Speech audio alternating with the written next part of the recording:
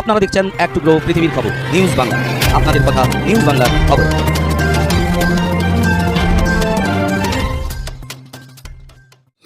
আজ পশ্চিম মেদিনীপুর জেলার খড়গপুর লোকাল থানার অধীন চাংওয়াল গ্রামে ফিরে এলেন সঙ্গীত জগতে দ্বিতীয় স্থান এবং সঙ্গীত জগতে নতুন প্রতিভার সন্ধানে আয়োজিত ইন্ডিয়ান আইডিয়ালের বিচারে সারা ভারতবর্ষে কোটি কোটি মানুষের সঙ্গীত প্রেমী মানুষের ভোটের বিনিময়ে সঙ্গীত জগতে এক বিরল প্রতিভার দৃষ্টি স্থাপন করলেন শুভজিৎ চক্রবর্তী। চাংওয়াল গ্রামে ফিরে এলেন ছোট্ট অভাবিত হতদরিদ্র পরিবারের যুবক।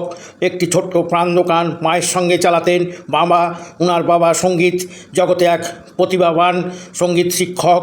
ওনার অনুপ্রেরণায় শুভজিৎ বড় হয়েছে এবং বহু প্রতিভার সন্ধানে ওনার পিতা সচেষ্ট এবং এখনও সঙ্গীত শিক্ষা দিয়ে থাকেন।